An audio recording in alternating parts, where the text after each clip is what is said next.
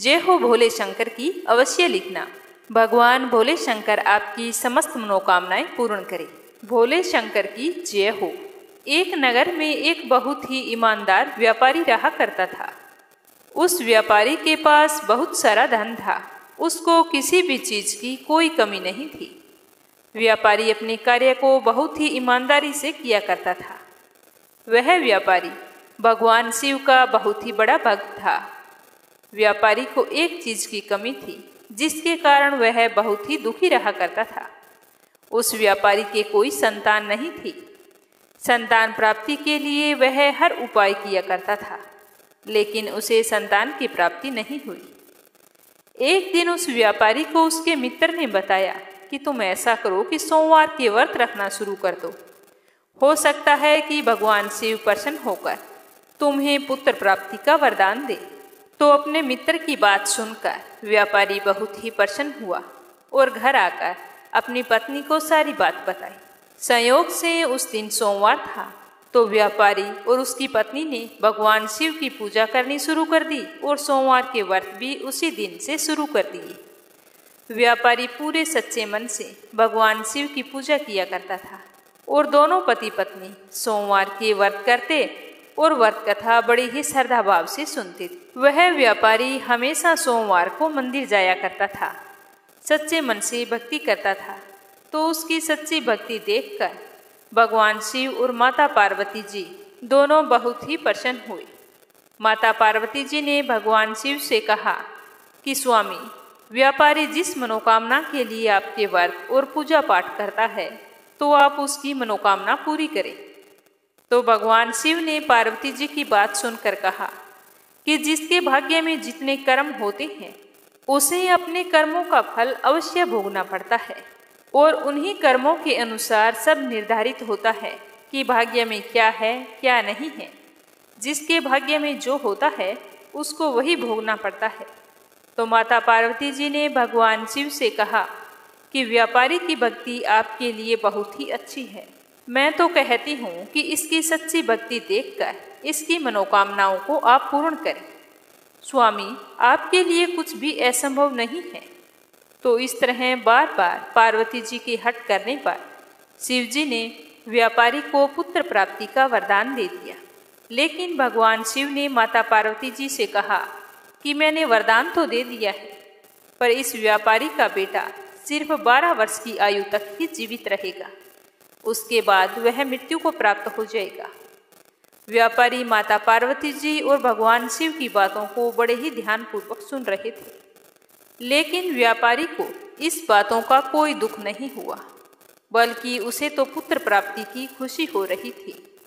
वह खुशी खुशी भगवान शिव की पूजा करता रहा। समय बीतता गया। कुछ समय पश्चात व्यापारी की पत्नी ने एक बहुत ही सुंदर लड़की को जन्म दिया। पूरे नगर में खुशियां मनाई गई। व्यापारी और उसकी पत्नी बहुत ही खुश थे, लेकिन व्यापारी को मन में एक डर भी था। लेकिन वह अपने बच्चे की बाल लीलाओं के सामने अपने दुख को भूल जाता था। दोनों अपने पुत्र के लालन पालन में लग गए। जैसे ही व्यापारी का पुत्र 11 वर्ष का हुआ, तो व्यापारी को शिव पार्वती जी की बात याद आ गई। तो उसे यह सोचकर बहुत ही दुख हो रहा था कि अब मैं क्या करूं। तो उसने सोचते सोचते पुत्र के मामा को अपने घर बुलाया और उससे कहा कि तुम अपने भांजे को काशी ले जाओ और वहां पर पढ़ाई करवाओ, और जाते समय रास्ते में यज्ञ करवाते जाना, दान पुण्य करवाना, ब्राह्मणों को भोजन करवाना। इस तरह से सारी शिक्षा देकर व्यापारी ने अपने पुत्र को मामा के साथ बहुत सारा धन देकर विदा कर दिया। मामा और भांजा काशी के लिए निकल पड़े।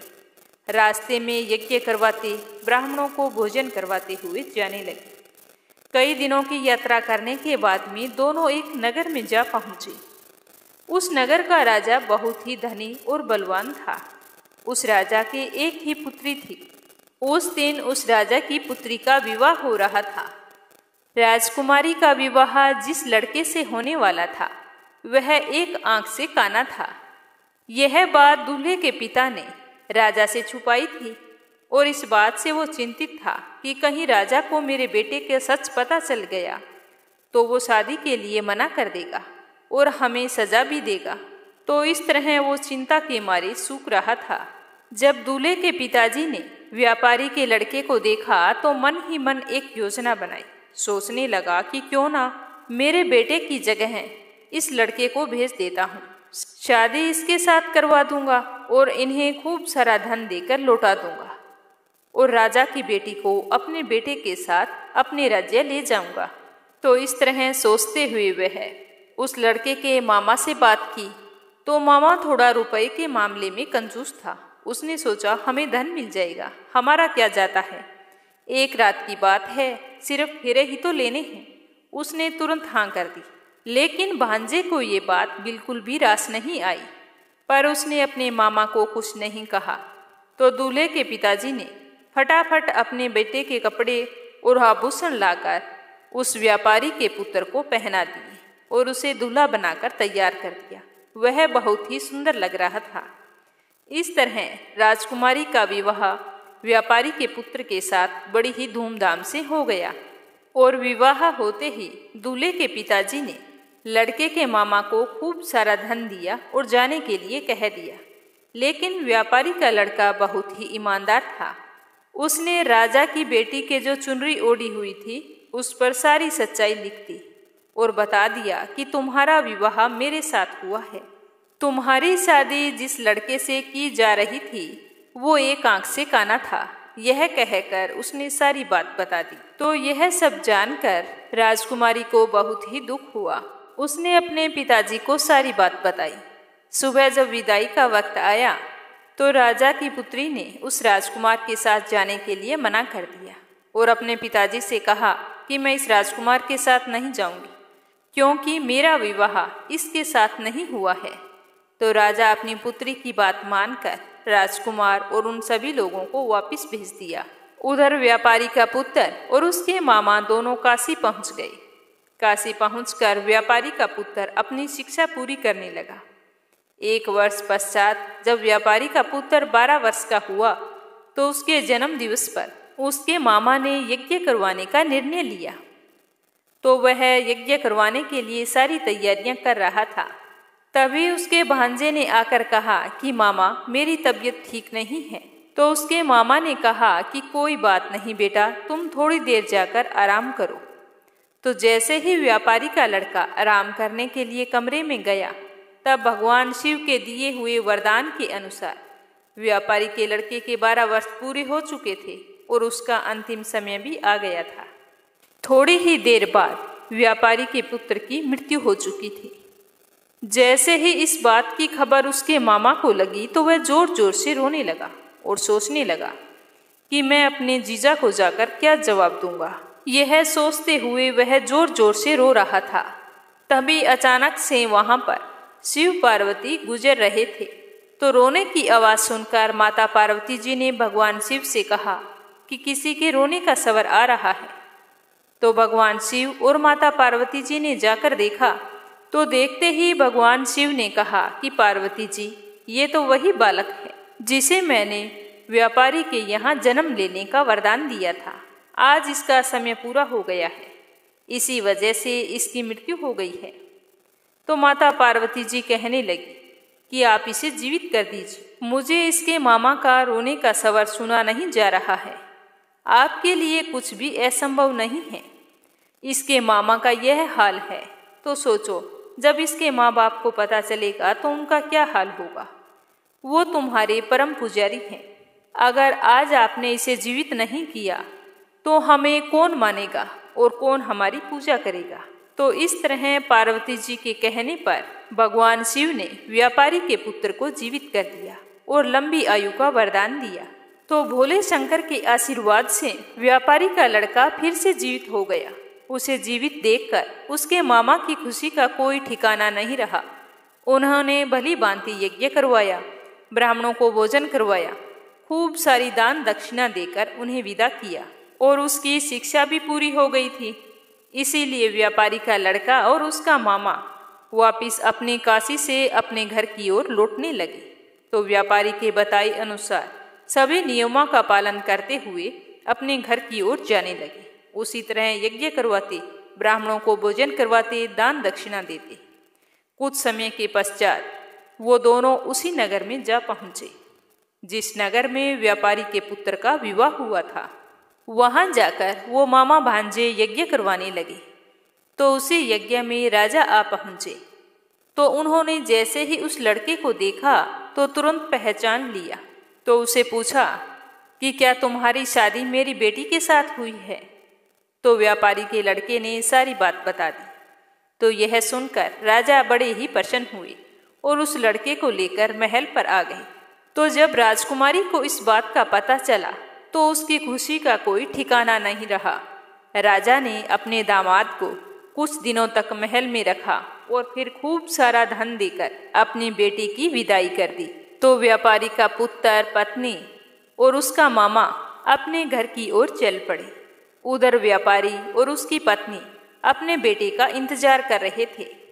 व्यापारी और उसकी पत्नी ने यह संकल्प लिया था कि अगर उसके बेटे की खबर आई कि वह मर चुका है तो हम भी अपने प्राण त्याग देंगे।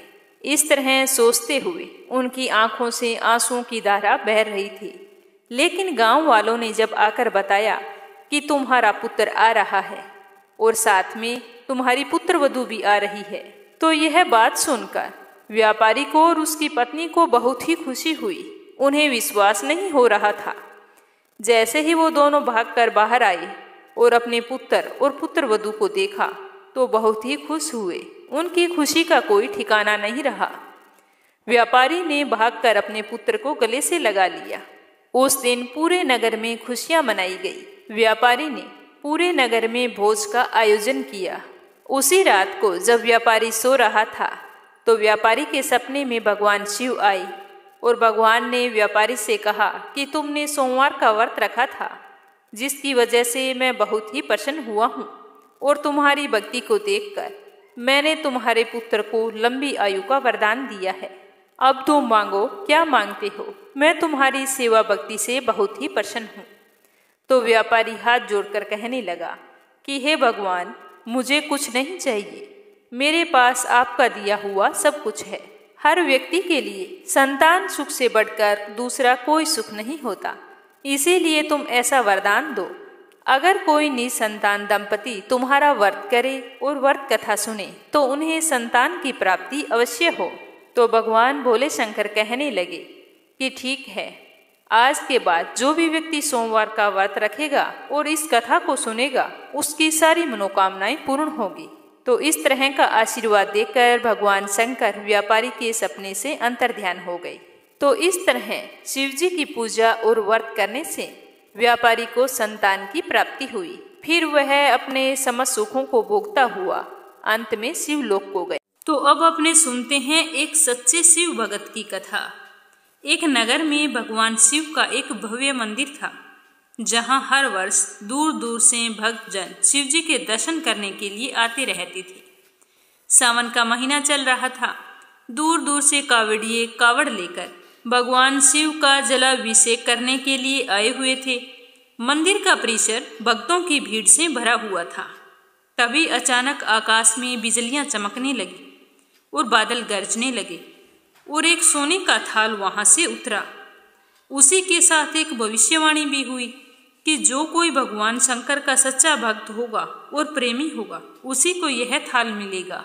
तो वहां पर उपस्थित सभी लोगों ने यह भविष्यवाणी सुनी। धीरे धीरे सभी लोग इकट्ठे हो गए। जो लोग मंदिर की व्यवस्था देखते थे उन्हें तो पूरा विश्वास था कि यह थाल हमें मिलेगा, क्योंकि हम तो पूरे मंदिर की व्यवस्था देखते हैं, मंदिर की सारी जिम्मेदारियां उठाते हैं, इसीलिए ये सोने का थाल तो हमें ही मिलेगा। इसीलिए वे तो सबसे आगे जाकर खड़े हो गए। सबसे पहले एक पंडित जी आए और बोले कि देखिए, मैं प्रतिदिन महादेव का अभिषेक करता हूँ, इसीलिए मैं ही भगवान भोलेनाथ का सबसे निकटवर्ती प्रेमी भक्त हूँ, इसीलिए थाल तो मुझे मिलना चाहिए। इतना कहकर जैसे ही पंडित जी थाल उठाने लगे तो थाल उठाते ही सोने का थाल पीतल का हो गया। यह देखकर पंडित जी तो बड़े लज्जित हुए। उन्होंने थाल को यथास्थान पर वापस रख दिया और चुपचाप वहां से निकल लिए। इसी प्रकार वहां पर उपस्थित सभी पंडितों ने खुद को आजमाया, लेकिन शायद उनमें कोई भी सच्चा भक्त नहीं था। जो भी उस थाल को उठाता तो वह थाल पीतल का हो जाता, तो उन्हें थाल को वहीं पर रखकर वापस जाना पड़ता। इसके बाद में उस नगर के राजा का आगमन वहां पर हुआ। राजा सबसे आगे आए और बोले कि मैंने महादेव के मंदिर में बहुत बड़ी रकम दान की है, इसलिए महादेव मुझ पर अति प्रसन्न हैं, तो थाल तो मुझे ही मिलना चाहिए। इतना कहकर बड़ी खुशी से राजा आगे बढ़े और जैसे ही थाल उठाया तो थाल तो तांबे का हो गया। तो यह देखकर राजा भी बड़े लज्जित हुए और थाल को वहीं पर रखकर एक तरफ खड़े हो गए। इसके बाद इसी तरह एक से बढ़कर एक दानी, महात्मा और भक्त जन वहां पर पधारे और थाल उठाया तो थाल कभी तांबे का हो जाता, कभी पीतल का हो जाता, सोने का नहीं रहता। तब सभी लोगों को पता चल गया कि हम में से महादेव का सच्चा भक्त कोई नहीं है। उसी समय अचानक वहां पर एक किसान आ गया। वो बेचारा महीनों बाद आज चातुर्मास के सोमवार के शुभ अवसर पर शिव जी के दर्शन करने के लिए आया था। गरीबी और गृहस्थी के बोझ तले दबा दिन रात खेतों में मेहनत मजदूरी करके अपना और अपने परिवार का पेट पालता था और वो रास्ते से आ रहा था, तभी उसे कोई भिखारी मिल गया और खाने के लिए कुछ मांगने लगा। तो उस किसान को दया आ गई। जो अपने खाने के लिए लेकर आया था वो उसने उस भिखारी को दे दिया। वहां पर थाल के बारे में चर्चा हो रही थी, लेकिन उस किसान ने उस चर्चा की ओर बिल्कुल भी ध्यान नहीं दिया। सीधा मंदिर में गया और महादेव का पूजन करके बाहर आ गया। जैसे ही वो परिक्रमा करके जाने लगा तो पीछे से एक व्यक्ति बोला कि भाई तुम भी थाल उठाकर देख लो, हो सकता है तुम ही सच्चे भक्त हो, तुम्हारे लिए ही सोने का थाल आया हो। तो किसान को लगा कि शायद वह व्यक्ति उसका मजाक बना रहा है। तो किसान ने हंसते हुए कहा, भाई मैं तो कोई पूजा पाठ भी नहीं करता हूँ, महीनों में एक आध बार मंदिर आता हूँ, मैं काहे का सच्चा भक्त हूँ। तो वह आदमी कहने लगा, भाई हम तो सब देख चुके हैं, हमारी भक्ति तो 2 कौड़ी की भी नहीं है, इसीलिए तुमसे कह रहे हैं कि तुम अपना हाथ लगाकर देख लो। सोने का थाल ना मिले तो कोई बात नहीं, पता तो चल जाएगा कि तुम्हारी भक्ति में कितनी सच्चाई है। तो वहां पर खड़े सारे लोग आग्रह करने लगे। तो आखिर उस भोले वाले किसान ने जाकर थाल को उठा लिया। जैसे ही उसने थाल को उठाया तो लोगों के आश्चर्य का ठिकाना नहीं रहा। सोने का थाल रोशनी से चमचमाने लगा। यह देखकर सब लोगों में खुशियों की लहर दौड़ गई। सभी लोग उसके जयकारे लगाने लगे और पूछने लगे कि भाई तुम सच्चे भक्त हो तो अब हमें भी बता दो कि तुम भक्ति कैसे करते हो, जिससे महादेव तुमसे इतने प्रसन्न हैं। तो किसान कहने लगा कि भाई मैं कोई भक्ति नहीं करता हूँ, मैं तो केवल दिन भर खेतों में काम करता हूँ और थोड़ा सा समय निकालकर जरूरतमंद लोगों की मदद करता हूँ। इसके अलावा मैं कोई विशेष कार्य या पूजा पाठ नहीं करता हूँ। तो लोग पूछने लगे कि तुम लोगों की मदद क्यों करते हो। तो हंसते हुए किसान कहने लगा कि सुकून, दूसरों के चेहरे पर मुस्कान देखकर मुझे जो आनंद और खुशी होती है उसे मैं शब्दों में बयान नहीं कर सकता। शायद यही कारण है कि महादेव मुझसे आज इतने प्रसन्न हैं। इसीलिए हमेशा याद रखो कि सत्कर्म का आरंभ आनंद से होता है और अंत भी आनंददायक होता है। दुष्कर्म का आरंभ भी दुख से होता है और अंत भी दुखदायक होता है। आप सैकड़ों मील की यात्रा करके भी अगर दूसरों का दिल दुखाते हैं तो आपकी वह तपस्या, साधना और महादेव जी के दर्शन धूल के बराबर होते हैं। इसी गांव में 2 भाई बहन रहा करते थे। एक बार भाई अपनी बहन से मिलने के लिए जा रहा था तो रास्ते में एक सांप बैठा था जो भाई को डसने को तैयार था। तो भाई ने सांप से विनती की कि हे नागराज, तू मुझे मत डस, क्योंकि मैं अपनी माँ का इकलौता बेटा हूँ और अपनी बहन का एक ही भाई हूँ। तो सांप तो नहीं माना। उसने कहा कि तेरी 9 ग्रह की दशा चल रही है, मैं तो तुझे ही डसूंगा। तो वह भाई बोला कि ठीक है, मुझे डस लेना, लेकिन मुझे अपनी बहन से पहले मिलकर आने दो, जब मैं लौट के आऊंगा तो मुझे डस लेना। तो उसकी ये बात सुनकर सांप बोला कि मुझे क्या पता, मैं कैसे विश्वास करूं कि तू इस रास्ते से आएगा, अगर तू ना आया तो, इसीलिए मैं तो तुझे अभी डसना चाहता हूँ।